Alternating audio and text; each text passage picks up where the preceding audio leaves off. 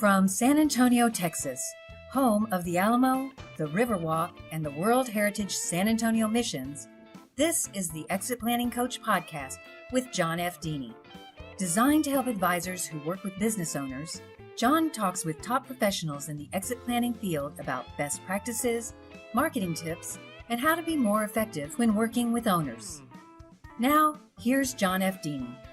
Hi, and welcome to today's episode of the Exit Planning Coach podcast. My guest today is Chris Cimaglio. Chris is a certified value builder. He's a certified exit planning advisor, and he's an MBA whose motto is begin with the end in mind. Did you make that up, Chris? No, No? I wish. Oh, you should trademark that. That would be good. Chris has been part of the consumer products, lawn and garden, and horticulture industry for 30 years. He's the former leader of a multi-generational family-held company, and he got deep insight into the legal, financial, strategic, and emotional challenges of multiple family stakeholders. That sounds like it was a lot of fun. We're going to talk about that.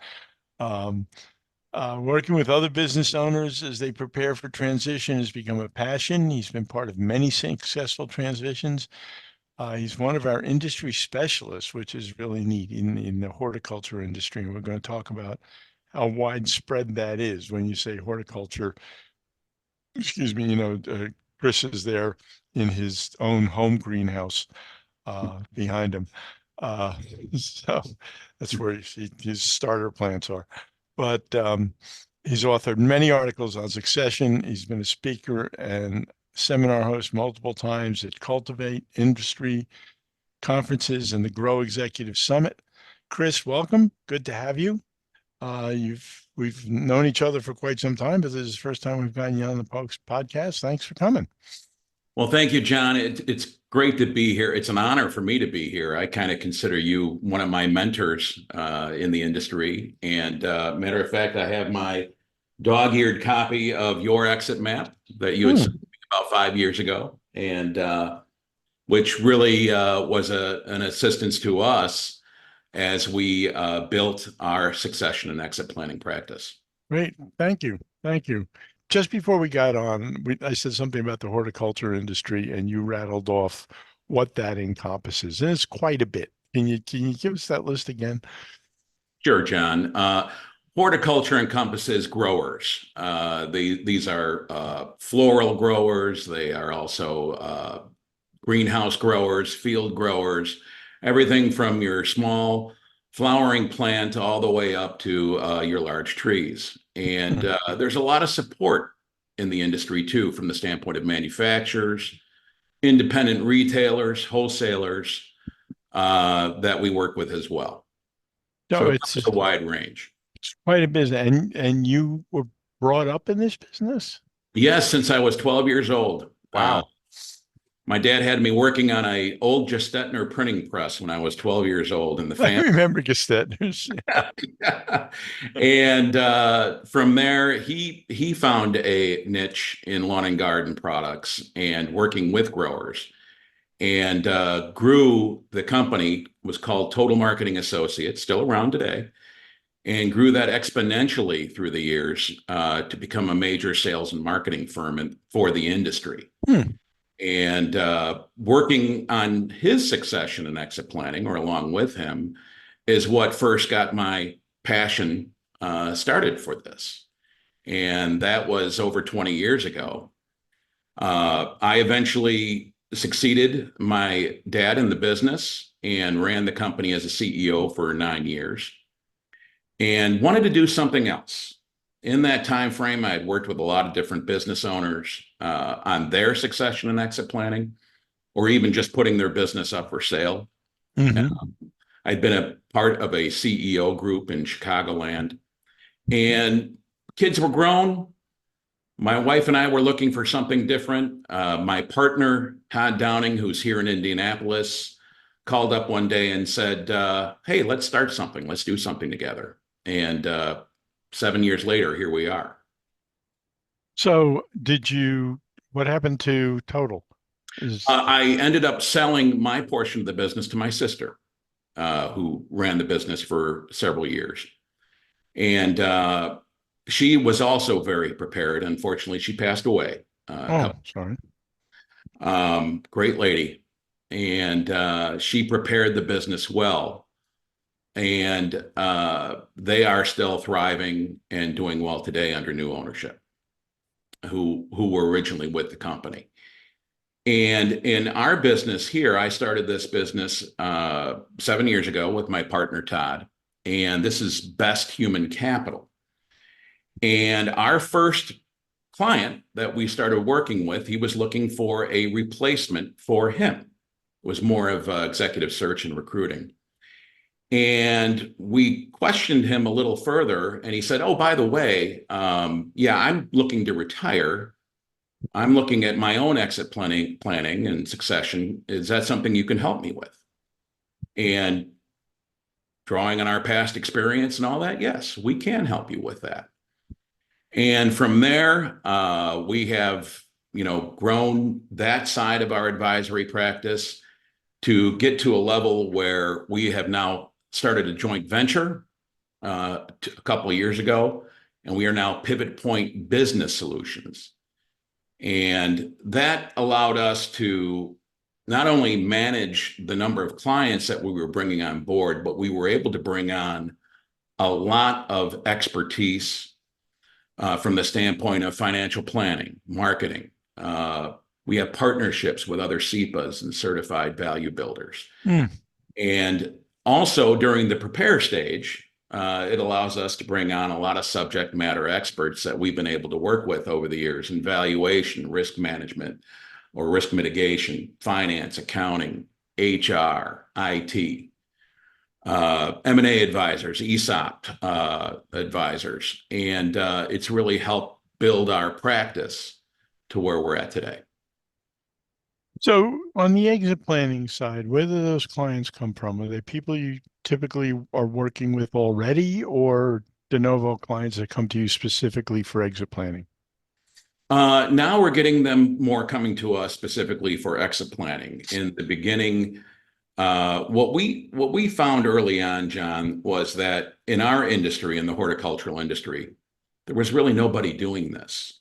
And we were an aging industry, and it's composed of a lot of different family businesses. And we have a lot of family businesses where the owner will say, yeah, my kids don't want it. They say, Mom and Dad, you work too hard. I want to do something else with my life. Or, they spent all this money on their education, and they're doctors and lawyers now. So now what do we do? And we would then review their internal and external exit options with them. But we found out early on the need to assess where they're at on the three legs of the stool: the personal, the business, the financial. And that's where the exit map assessment came in for us, and was very helpful, extremely helpful for us in not only having that more in-depth conversation, but also pointing out to the client that you have deficiencies in these areas. You need us. And now, I know when you say horticultural, it's a broad brush. Yes. We're talking about distribution. And when I was a broker, we would look at especially businesses in ag, and so many times we're looking at real estate that has outstripped the value of the business. Do you see that commonly when you're talking about exits with people?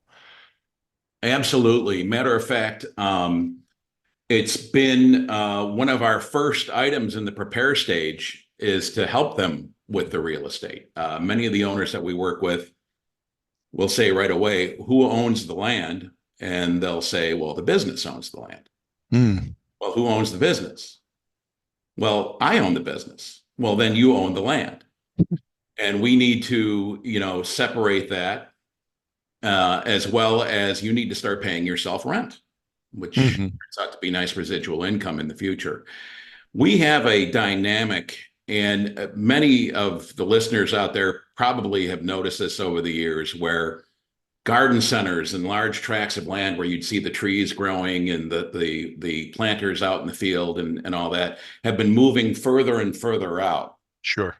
And that the reason for that is the land is worth more than what the business can generate. Yeah. And that is a major factor in our business and our industry as well, too. Because chances are, and you do need a lot of land in order to be a grower, that land could be more valuable in another capacity. So we wrestle with that quite a bit with our clients. Yeah, I had a situation some years back where I was called in as a broker to arrange the sale of a campground with considerable river frontage up in the Texas Hill Country. A beautiful piece of property. And they asked me to give them a ballpark on what the business was worth. And I looked at it, and they were clearing a couple $100,000 a year. And I said, well, you could probably get $1 million for it. And they went ballistic. They said, no, we've been told that the land alone is worth $4 million. I said, that's great. I said, who told you that? And they said, oh, some SOB that wanted to cut it up into lots for luxury homes. I said, yeah, for luxury homes, it's worth $4 million. As a campground making $200,000 a year, it's $1 million. I'm sorry. Right, exactly. And we do run into that quite a bit. Our industry too has been shocked of late because we've had several major growers just up and close down. Liquidation, total business wind downs. We were actually, on a podcast a couple of weeks ago with Greenhouse Grower, where this dynamic came up. And their assessment and ours was that a lot of these folks just did not spend the time on succession and exit planning. They didn't have any buddy in the business or in the family that wanted to take it over. So rather than go through the time and the work, they just decided, well, we'll just sell the land and call it a day. I want to talk some more about your challenges in planning for these multi-generational things, but let me take a break first so we can pay for the podcast. That's, it has to come from somewhere, and we'll be right back. How would your practice survive if only 25% of your clients were happy with your work? How many referrals would you get? Would you advertise that success rate? Over the last decade, both the Exit Planning Institute and PwC have surveyed owners and found that 75% were profoundly unhappy a year after their exits. In 10 years, the exit planning industry has done little to fix this issue. Business owners need purpose, direction, and activity after exiting. Planning for that starts with your very first coaching conversation. We work with advisors who believe that clients should be happy after exiting. Exit Map is a structured discovery process that helps you have deeper conversations about client options, objectives, and life after the business. We help you launch better transitions. Take a test drive at exitmap.com. Okay, welcome back to the Exit Planning Coach podcast. My guest today is Chris Cimaglio from Best Human Capital, or Pivot Point Business Solutions. How do you prefer to be known? Pivot Point Business Solutions. Okay. And we have folks that listen to this that occasionally are looking for somebody to team with, or have a client that they don't know how to deal with. So of course, when we put the podcast out, it'll have all your information on it, but why don't you give it to us for people listening in the car? How can they get in touch with you? Certainly. I can be reached via email at Chris, CHRIS, at pivotpointbiz. That's BIZ as in zebra, solutions.com. That's also our website, pivotpointbizsolutions.com. Or my mobile number is 847-514-9028. And I'd be happy to talk with anyone in the exit planning circle. Great. Thank you very much.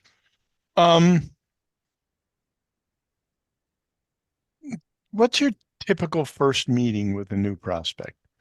Let's not an existing client, somebody that approaches you for exit planning. How do you start your process with them? I first start by asking them questions We have our question set, kind of ready to go. We call it a strategic planning set. And it's very important for us to have them take the assessment, the exit map assessment. With that, we can really have a deeper conversation. And, I was going through, some of the assessments the other day, and on average, where we see in the exit preparedness overview, value taxes buyers and life after business, those are always low. And in our industry, the other side of it, the sales market customers and employees, is high. So we really focus on those areas. A lot of folks come up to us at conferences where we'll be giving an educational session. We like to be the thought leaders of succession and exit planning for the horticultural industry. We work very hard to try to do that. We speak at many different conferences a year. Education is probably your greatest weapon in the arsenal. Because especially when you're dealing with a grower, they know plants, they know greenhouses, they may know shipping, they know a lot of stuff. But we've had many come to us and say, I don't know anything about this. So help me to understand that. So we find our seminars and educational sessions pretty well attended at the industry events. We have a lot of support from the associations we work with. We also have a publishing partner, Meister Media, which is Greenhouse Grower. So we write a lot of articles. And so it's very much a pull type strategy. We present the information, we educate, and they start and come up and start talking with us. And it's amazing how quickly many of these folks open up to us. And we know why. Because it's not something you want to talk with your employees. Sure. The owner may have talked about it with his wife, but very few, many have not even addressed it with their accountants or financial planners or advisors. Many don't have financial planners. They'll typically have an accountant, they'll have a lawyer for special things, but that's about it. So we're typically one of their first conversations about this. So we dive into the questions, and what we do is we go through the assessment, we explain our process. We find the assessment is very helpful from the standpoint of the discovery stage. Sure. We will quote the discovery stage and then the prepare stage, which is more of a monthly, in the form of 90-day sprints following the EPI methodology. But we also really want to talk to them about business continuity planning. We know that many like to do that later on in discovery or during the prepare stage. We really want to focus on that early on, and we have some good reasons for that. We also really dive into the owner-centricity as well. The typical org chart for many owners in our industry is that hub and spoke. Right. Owner in the center, everything comes from them. I was on the phone with a client the other day. He's like, okay, I got to get back out there. Something's falling apart. Well, Bill, that's not your job. Okay, who do you have out there to take care of it? Well, it's me. This is somebody who does all the IT, does all the marketing, does all the e-commerce, does the operations. I look at his org chart and it's Bill everywhere. And when we did the owner centricity quiz, I think Johnny had a perfect 100 across the board. Oh dear. Yeah. So that's another challenge. But you have to explain to him that that's not what he was shooting for. Right, exactly. It's a nice visual at the end of it, by the way. But we just like to have a discussion with them, and we typically lead begin with the end in mind. Now, that's not ours. That's Stephen Covey. the author of Habits of Highly Effective People, Seven Habits of Highly Effective People. But we really focus on the end game. You know, so many of these folks spend so much time working in their business. Our goal is to try to get them to work on their business. Yeah, sure. Yeah, and it's tough. You before we got on, you said you had a story to relate, like a warning to the rest of the world. But well, it's a case in point, and this goes back to why we really, at the very least, we want them to have the business continuity instructions worksheet, at the very least. And the reason for that is this was a couple of years ago. One of the industries that really felt a boom from COVID was the horticultural industry. I mean, we were all stuck at home. Working in your yard was a form of entertainment. You couldn't really do much else. So we saw a lot of these operations and sales across the industry just explode. And in 2022, we were at a industry conference, and a gentleman came up to us, and we started talking. He's like, look, I have nobody. It's just me. I have a company of 50 people. I'm a grower in Florida. And he was typical hub and spoke. So we started talking with him and put together a proposal. And we were going through the proposal. And one of the big standouts on this was business continuity planning. I mean, he had nobody. He didn't even have a lawyer. Had done no estate planning, didn't even have a will. And we're like, boy, you need to get on this. Yeah, let's talk about it at our next meeting. So the time comes for our next meeting, and he calls and he goes, Chris, I can't make the meeting. My new sports car just broke down at the side of the road. And here's a guy who worked hard his whole life, had an incredible year, and he decided to reward himself with a new sports car. Understandable? Sure. We'll schedule a meeting down the line. And 3 weeks later, we get a call. And he had gotten his sports car fixed, but he was crossing over a bridge from Miami to Miami Beach, and his new sports car broke down again on the side of the road. And just then, a drunk driver hit him and the car, and he was killed instantly. Now, traditional hub and spoke model, everything came through him. His wife knew nothing about the business. I'll never forget the phone call from his wife, just crying. And she's like, Chris, do you have anything? I said, I'm sorry, I don't. We eventually set them up with an advisor friend of ours who was in Florida. And he helped with the disposition of the business going forward. But it was a cautionary tale to those who put this off too long, because you want to make God laugh, tell him your plans, right? Yeah.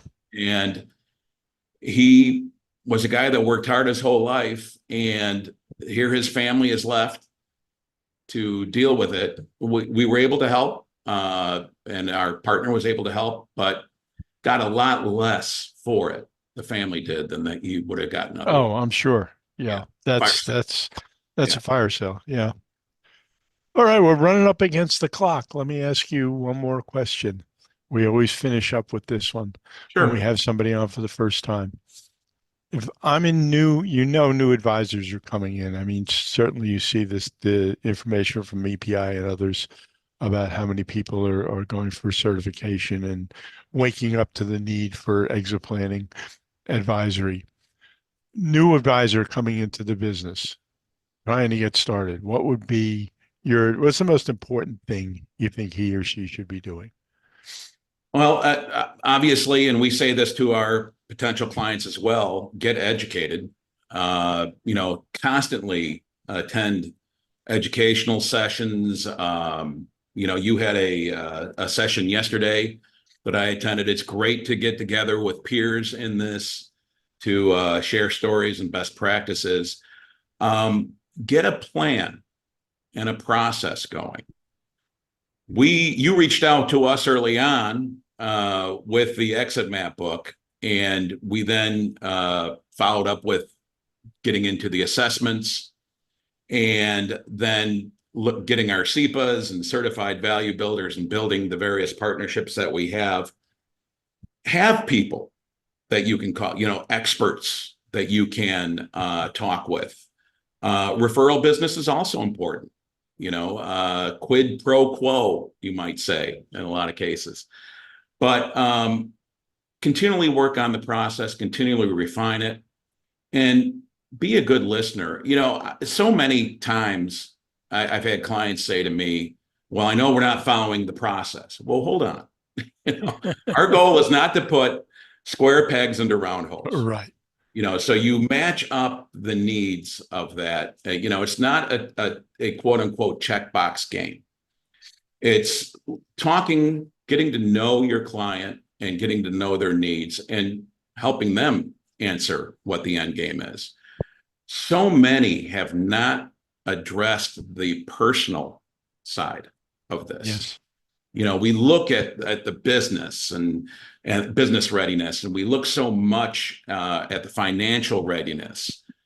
But I've had I had a client say to me once, I played one game of golf, I was bored to tears. Mm-hmm. And this is where that 75% regret comes in. Right. Which I think casts a pall over all of us. Yes, it's an embarrassment to our industry that we keep seeing numbers like that. So, it's important to, what's their vision? What do they want to do? And really get into that and help them grieve the business to a degree. In many cases, especially with the owners we work with, for 30 to 40 years, this is all they've known. Mm-hmm. It's their baby. Yeah. And you have to kind of help them through that process. It was great the other day. I had a client say to me, I just turned 70 and I'd like to take more time off and do more travel. Do you think that's okay? I said, yes, I absolve you. You can your time. And we love to hear that. We love to hear when owners take vacations and can get away from their business. Because that means we're doing our job. Yeah, one of my great coaching triumphs that I look back on is I was working with an owner who had started a distribution business, and he just worked 24 hours a day. And in 10 or 11 years had grown it from a standing start to $100 million. And I said something to him about vacation. He said, I can't take vacations. He said, I can't take a whole week off. I said, of course you can. You've built a whole management team here. Right. What are you afraid it's going to fall apart? I said, you can take 2 weeks off. And so we argued back and forth and back and forth. Finally, he said, you're right. You're right. I owe it to my wife. I owe it to my family. I'm going to take 2 weeks off. I said, how about 3? Yeah. He said, what, 3? No, can't do 3. No, out of the question. I can't do 3. And so I harangued him for a while longer. And I said, bet you could do 3.